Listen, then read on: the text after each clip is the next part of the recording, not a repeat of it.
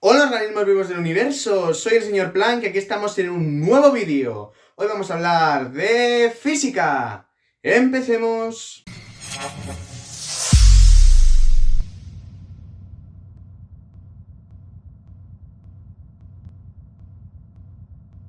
Y bien, seguimos aquí con cinemática y hoy vamos a ver una cosa flipante. Vamos a ver el movimiento rectilíneo sin aceleración, ¿vale?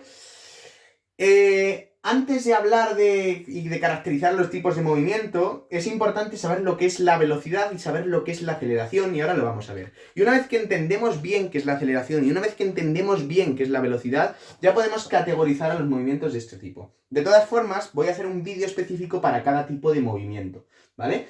Vamos a ver el primero. Movimiento rectilíneo sin aceleración, ¿de acuerdo? Si un movimiento es rectilíneo, ¿vale? Significa que se mueve en una sola dirección, ¿vale? Se mueve en un solo eje, ¿de acuerdo?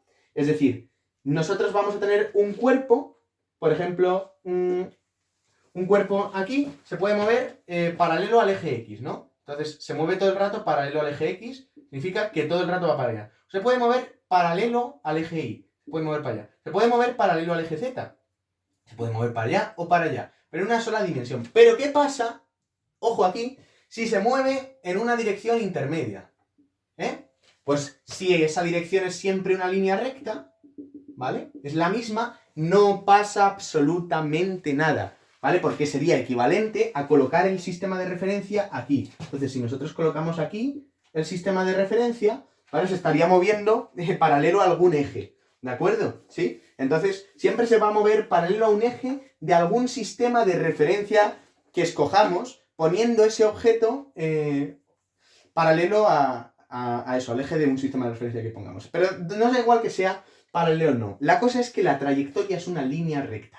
Y eso significa que el movimiento ocurre en una única dimensión. Ocurre en una única dimensión, ¿vale? Que pueden ser las dadas por los ejes cartesianos o las dadas por el sistema de referencia que sea, ¿vale? Pero se puede mover así, ¿vale? Se puede mover así, se puede mover en la dirección que os dé la puñetera gana, pero solo en una dirección, ¿vale? Y va a tener un determinado vector unitario, ¿vale? Que ahora vamos a escribirlo, que se corresponda con la dirección de ese movimiento, ¿vale? Entonces, pero va a ser igualmente un movimiento rectilíneo.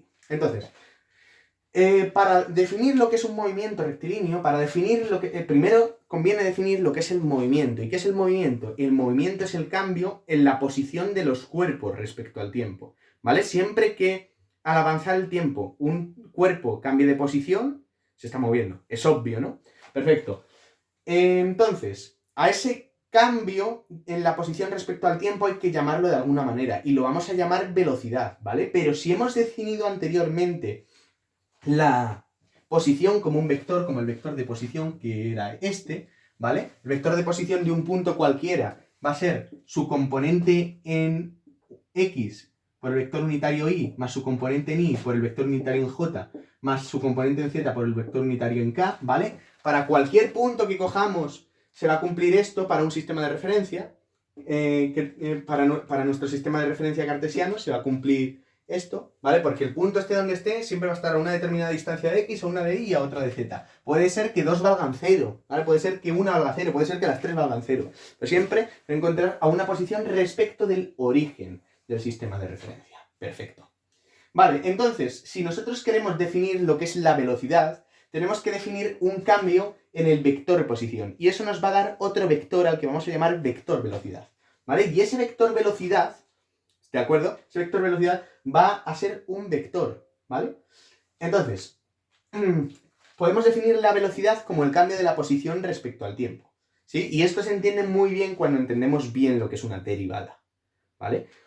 Definimos el vector velocidad como la derivada del vector posición respecto al tiempo. Y ahora vamos a obtener su fórmula más desarrollada, ¿sí? Pero quiero que entendáis esto. Fijaos una cosa, os voy a poner un ejemplo rápido para que no tengáis que saber cálculo diferencial avanzado para entender esto. Entonces, fijaos una cosa. Imaginaos que yo estoy en Madrid, ¿vale? Y me quiero ir a Barcelona.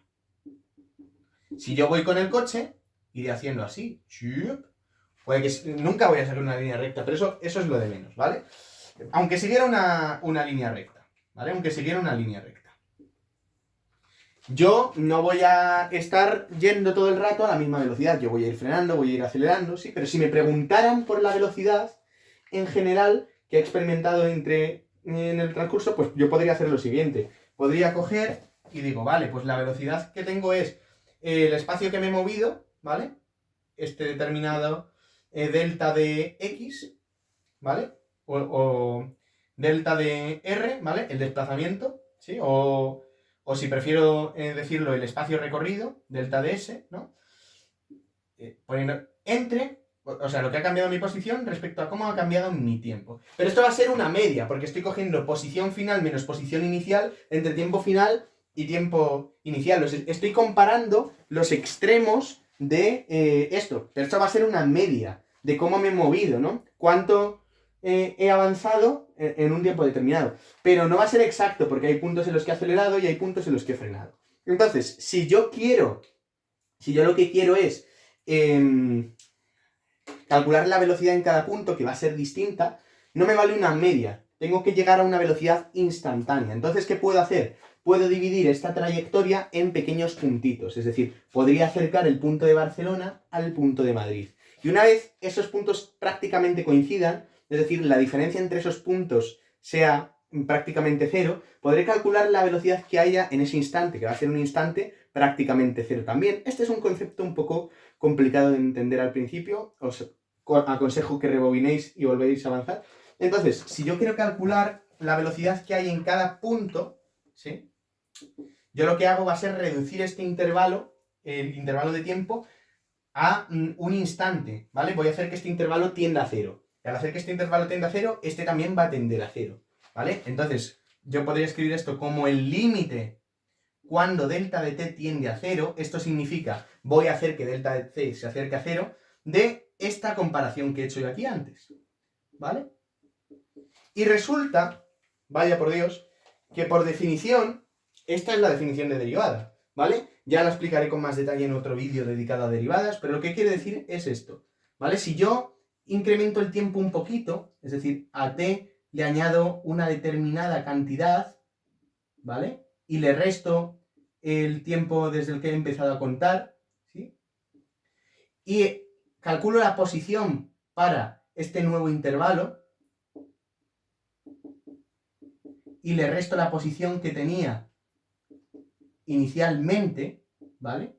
¿Sí? Y aquí pondría el límite, ¿vale? Que se me ha olvidado. Esto lo puedo llamar derivada, ¿vale? Porque estos van a ser incrementos como este, pero incrementos diferenciales, ¿vale? Incrementos infinitamente pequeños. Entonces esto va a ser la derivada de s respecto al tiempo. Y donde he puesto s, porque es espacio recorrido y esto es solo un módulo, puedo poner r y referirme al vector posición, ¿vale? O al desplazamiento. ¿De acuerdo? Sí, es importante que entendáis este concepto, perdón si aquí está un poquito pequeño, ¿vale? Pero es fundamental que entendamos este concepto.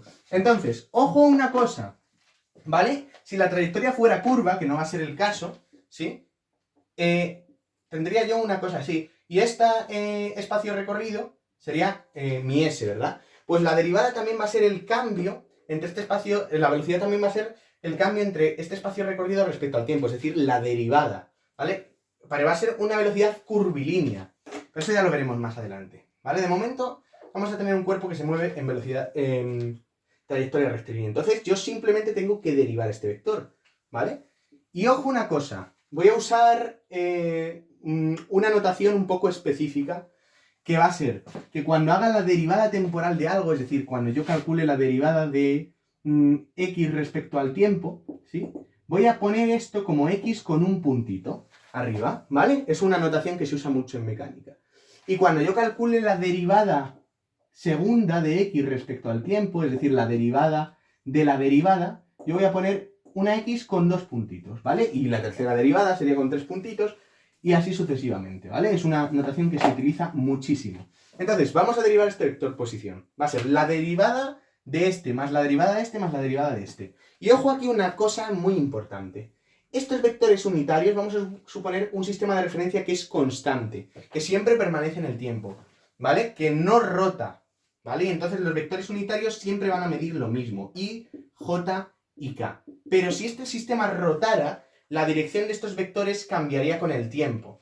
y entonces habría que derivarlos. Pero como son constantes, aquí tenemos la derivada de x por y, la derivada de un producto, que va a ser derivada del primero por el segundo sin derivar, más el primero sin derivar por la derivada del segundo. Y la derivada de este vector unitario, como es constante, como es una constante, vale 0, ¿vale? Con lo cual nos va a quedar esto sin estas derivadas, ¿vale? Que sería, insisto, sería, si pongo la versión completa, sería la derivada del primero por el segundo sin derivar, más el primero sin derivar por la derivada del segundo, ¿vale? Aunque sea los vectores unitarios, la derivada de un vector la voy a poner así, sin el puntito, ¿vale?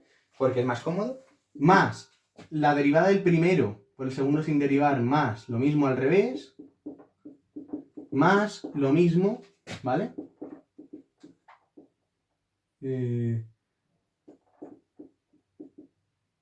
Vale.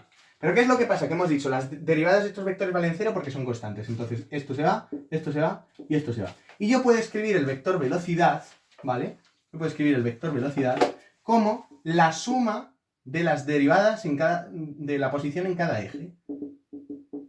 Insisto, si mi sistema de referencia es constante, que son con los que vamos a trabajar por ahora. Y con esto ya he definido la velocidad la velocidad de instantánea, la velocidad en un punto determinado para un punto determinado, porque esto me indica la posición de un punto determinado, ¿vale? Entonces, yo podría crear a partir de estas dos cosas una relación, ¿vale? Porque yo podría sacar aquí la posición en cada eje, ¿sí? R de X sería X, R de Y sería Y y R de Z es Z, pero también puedo sacar la velocidad en cada eje, ¿no? Entonces, tendríamos una velocidad en X, que me diría la derivada de X, una velocidad en Y, que sería la derivada de Y, y una velocidad en Z, que sería la derivada de Z. ¿De acuerdo? ¿Sí? La velocidad, por supuesto, si la posición se mide en metros en el sistema internacional, la velocidad se mide en metros por segundo. ¿De acuerdo? ¿Sí? Vale, pues a partir de aquí vamos a sacar una cosa muy importante que son las ecuaciones del movimiento. Insisto, este es un movimiento rectilíneo sin aceleración, es decir, la velocidad es constante, ¿vale? La velocidad es constante, pero la velocidad es un vector, ¿vale? Y si es constante lo es tanto en módulo como en dirección como en sentido, ¿vale? Por eso va a ser un movimiento rectilíneo, porque si no fuera constante en dirección sería un movimiento curvilíneo, pero como es constante en dirección, la dirección es siempre la misma, es decir, una línea recta, y sin aceleración porque también es constante en módulo, ¿vale? Entonces, a partir de esta ecuación de aquí, vamos a sacar las ecuaciones de un movimiento rectilíneo uniforme, ¿vale? Que sería este, MRU. Y es muy fácil. Yo tengo aquí el vector velocidad, sería la derivada de R respecto al tiempo, y para esto hace falta que tengáis un poquito de maña manejando derivadas e integrales y estas cosas, ¿vale?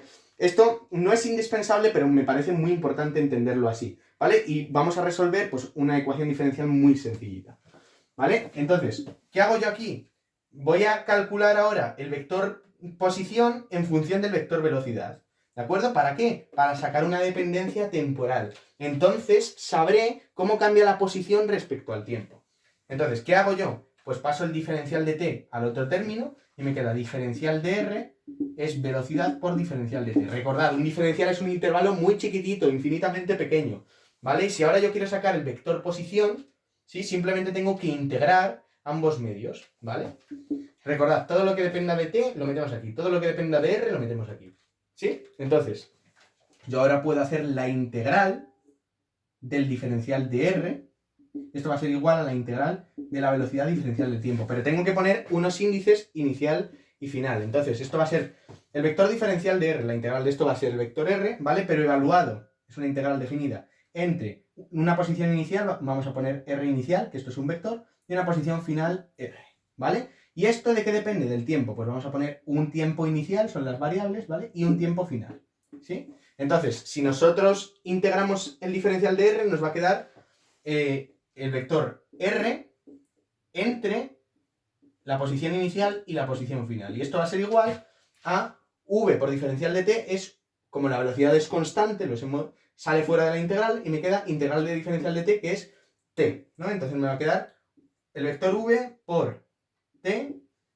entre el tiempo inicial y el tiempo final. Y si yo ahora aplico la regla de Barrow y despejo esta ecuación, me va a quedar lo siguiente. el vector desplazamiento, ¿vale? Porque me va a quedar r menos r inicial, vector desplazamiento, va a ser la velocidad, el vector velocidad, por el tiempo menos el tiempo inicial. O sea, por la variación de t. Y esta ecuación es la ecuación del movimiento rectilíneo uniforme, ¿vale? Esta ecuación es la ecuación del movimiento rectilíneo uniforme, que es esta. ¿Vale? O si la vemos de otra manera, podemos poner que esto es posición menos posición inicial igual a velocidad por la variación del tiempo, ¿vale? Normalmente consideramos que el tiempo inicial vale 0, con lo cual esto se nos queda como vt realmente, ¿vale? Y si despejamos para calcular la posición final de un cuerpo, el movimiento rectilíneo uniforme será la posición inicial más la velocidad por el tiempo. Esto vectorialmente hablando, ¿vale? Y si vamos componente a componente, yo sé que el vector r es xy más ij más zk, o sea, es un vector de componentes x y z, ¿vale? Y esto va a ser igual a un vector de componentes x inicial, y inicial, z inicial, la posición al inicio, más un vector velocidad, ¿sí? Un vector velocidad que va a ser una velocidad en un único eje, pero nos da igual, ¿vale? Un vector velocidad que va a tener unos componentes vx, vi y vz, ¿vale? Que es lo mismo, o lo que es lo mismo, x punto, y punto, z punto, ¿vale? Que es lo mismo, por un determinado tiempo. ¿De acuerdo? Y de aquí sale pues las ecuaciones, lo que se denomina ecuaciones del movimiento, ¿vale? Ecuaciones del movimiento rectilíneo uniforme, que son estas. La x cambia de esta manera. X inicial más velocidad en x por el tiempo. La y cambia de esta manera. Y inicial más velocidad en y por el tiempo. Y la z cambia de esta manera. Z inicial más velocidad en z por el tiempo. ¿Qué es lo que ocurre? Que en la mayoría de los problemas del movimiento rectilíneo uniforme, ¿de acuerdo?